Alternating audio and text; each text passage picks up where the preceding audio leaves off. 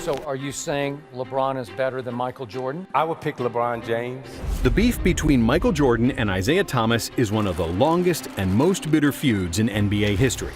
There's no way you can convince me he was so. And you called me an asshole. And then you said you hated me. Apologize for it. They last played against each other in 1993, but somehow MJ and Isiah still find ways to talk about it 30 years later. I don't know what happened, but I know I didn't lead the walk-off. Well, I know it's all This is the complete breakdown of the most famous beef in NBA history, which started back in 1985. However, the first time Isiah Thomas played against Michael Jordan wasn't in the NBA, but during the preparations for the 1984 Olympics. Back then, the U.S. still sent collegiate athletes to the Olympics, and in 1984, Team USA prepared for the games by playing exhibition games against NBA stars. Even though nobody knew it then, the 1984 team was the best collegiate squad the Americans had sent to the Olympics up to that point. Beyond Michael Jordan, there were two other future Hall of Famers in Patrick Ewing and Chris Mullin, along with several other players who had long and successful careers in the NBA. But despite their talent, nobody gave college kids much of a chance against NBA All-Stars, such as Isiah Thomas, Larry Bird, Magic Johnson, and several others. Even though the NBA All-Star roster changed from game to game, and they weren't in the best shape in early July after the NBA season was over, nobody could have expected what would happen next. Jordan and Team USA went on to dismantle the NBA's greats in every single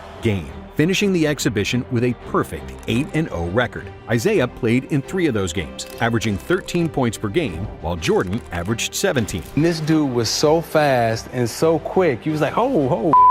Jordan and Team USA would win gold at the Olympics with a 32-point margin of victory, and MJ led all U.S. scorers with 17 points per game. And when he started his NBA career, it didn't take long for Jordan to start dominating, as he scored 37 points in his 3rd career game. And a week later, in his 7th NBA game, the Bulls played against Isiah's Pistons, a team that would later become synonymous with his career. And this first matchup against his future nemesis didn't start well for Jordan, who was plagued with foul trouble and ended up scoreless in the first half. But he came alive in the second, leading the Bulls to victory with 25 points. But despite losing, Isiah was better than Michael individually, with 35 points and 10 assists. Isiah finally won a game against Jordan in January 1985, but their next matchup was the first sign of problems between the two stars. It was during the 1985 All-Star Game when Jordan felt disrespected by Isiah Thomas and his East teammates. MJ believed that Thomas was freezing him out and not willing to pass him the ball, and that he instructed the rest of the starters to do so as well. However, the stats don't really back up that theory, as Jordan took 9 shots in 22 minutes on the court, which wasn't low by any means. Adrian Dantley, the reigning scoring champ, only took 6 shots, while Kareem and Bernard King took 10 in the same amount of time on the court. But according to Jordan, the beef didn't start on court, but in an elevator. I got on an elevator with Isiah Thomas to go downstairs for a league meeting. That was the first time I met him, and I said, "Hello, how you doing?" That's all I said. I was really intimidated because I didn't know him and I didn't want to get on his nerves. I didn't want to seem like a rookie, and I was quiet. When I went down to the room for the meeting, I still didn't say anything. After the weekend was over, it got back to me that I was arrogant and cocky, and I wouldn't even speak to Isiah on the elevator, that I gave him the cold shoulder. And I'm saying Isiah Thomas initiated it all. However, there are 2 sides to every story, and according to Isiah's manager, Jordan was wearing Nike shoes and warm-ups during the Saturday workouts, which violated the NBA protocol, and that bothered Isiah, who thought the hyped rookie was acting out. After the All-Star weekend was over, fate would have it that Jordan and Isiah met in the very next game, and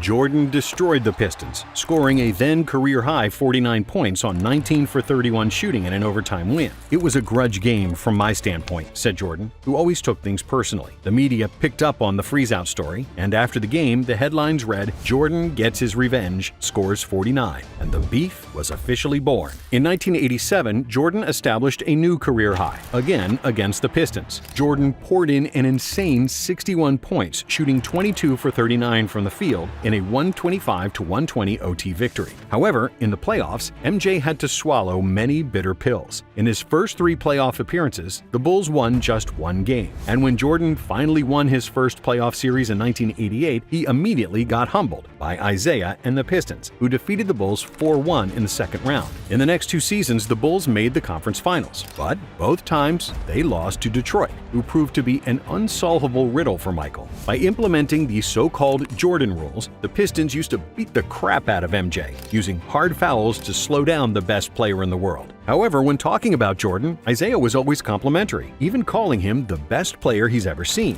But this guy, you can't stop him. His skills are so unbelievable. Is the best I've ever seen. But in 1991, the Pistons were aging and tired from 3 straight trips to the NBA Finals. And when they met Chicago again in the conference finals, the Bulls were better than ever. With Jordan, Pippen, and Horace Grant in their athletic prime, the Bulls dominated and won the first 3 games of the series. Before Game 4, Jordan said that the Pistons were undeserving champions and that the bad boys were bad for basketball.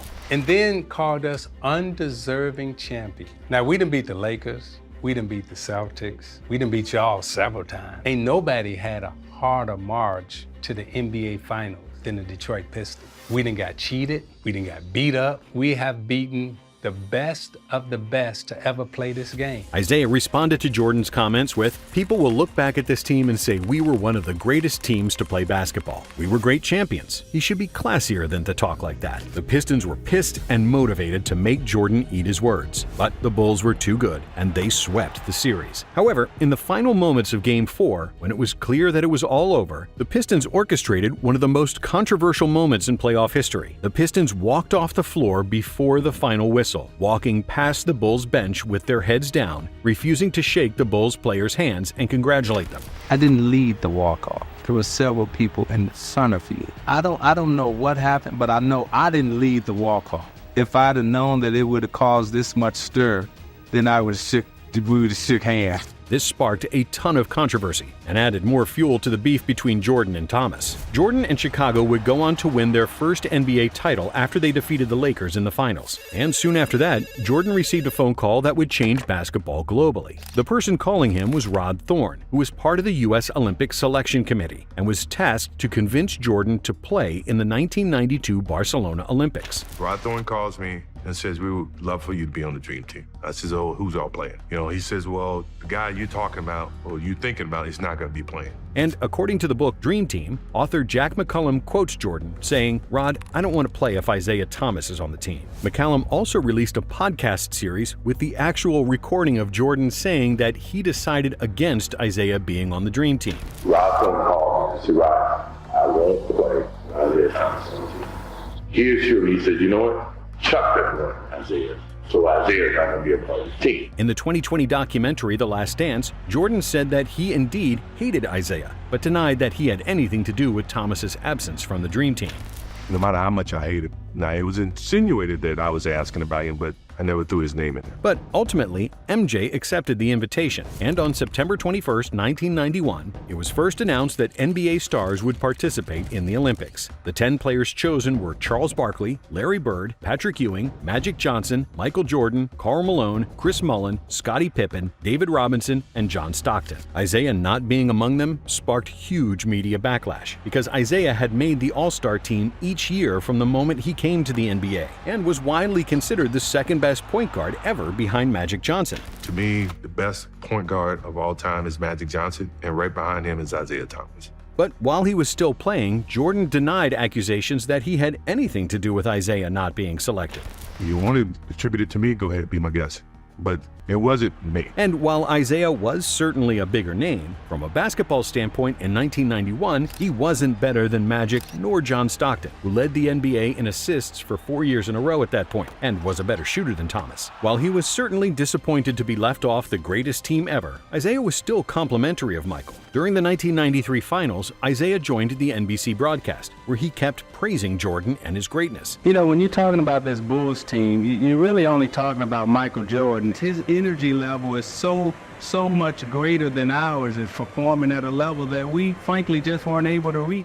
In 1994, Isiah retired from the NBA, He faced Michael a total of 65 times in the league, and Thomas has a 36-29 winning record over Jordan, including a 12-10 record in the playoffs. And for the next 25 years, the beef between him and MJ was mostly dormant, with a few cheeky comments here and there. In 2004, Michael had a conversation with Cigar Aficionado and discussed what the issues were between him and Isiah. Isiah was from Chicago, and he wanted to come back and show he still dominated Chicago. I was the new guy in Chicago, and people were supporting the team. It became a dogfight between us. There was some real hatred there. Former Chicago Bulls player Brad Sellers also had similar comments to what his ex-teammate said. We all heard about what happened at the 1985 All-Star Game, but the bigger issue was that Isiah was from Chicago. He worked to be one of the top players to represent that city, and Mike came in and eviscerated that. I can't imagine what that felt like for Zeke, to have an outsider come in and have the entire city behind him. There was no love left for him in Chicago, except from family. This story was also confirmed by John Sally, who played with both Jordan and Thomas. Isiah goes home, and his nephew is wearing a Bulls jersey, Michael Jordan Bulls jersey. He said, "Hey, what are you doing?" But I'm from Chicago.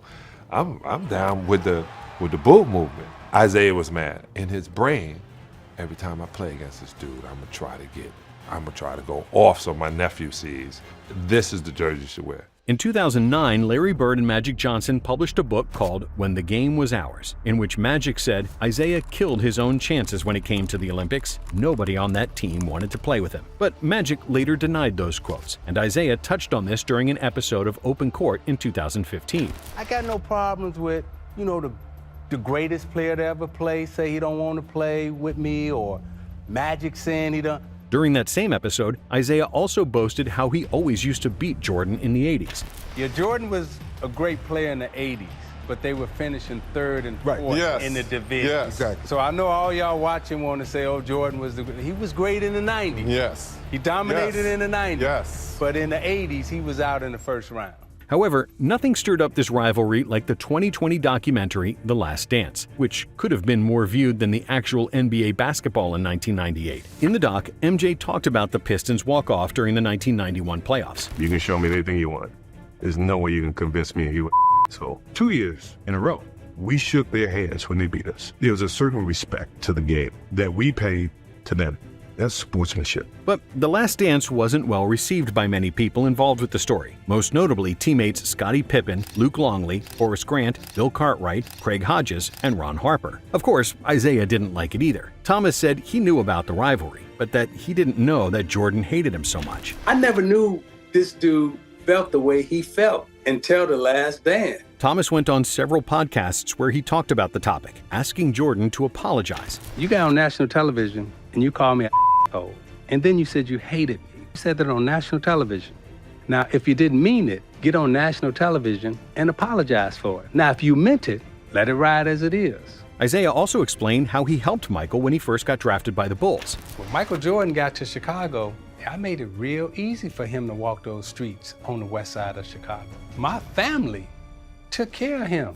After The Last Dance, Isiah was determined never to mention Jordan as the GOAT ever again. Numerous times he cited LeBron as the best ever. So are you saying LeBron is better than Michael Jordan? I would pick LeBron James. And when he was asked who's the best player he played against, he put Jordan at number 4, which is quite different from what he was saying in the early 90s, while he was still an NBA player. In 2021, during the NBA's Best 75 Players celebration, Jordan and Isiah did their best to avoid each other, proving that the beef was still very much alive. And while Isiah has publicly buried the hatchet with Magic Johnson, during a televised interview where both legends shared hugs and tears, it's unlikely that this will happen with Jordan. MJ is not on speaking terms with Scottie Pippen anymore. He hasn't spoken to Charles Barkley in over a decade, and is known to be very petty. Because, as we know, Michael Jordan takes things personally, and he and Isiah will probably hate each other to the grave. Thanks for watching. And hey, if you like this video, subscribe to Nonstop and watch some more.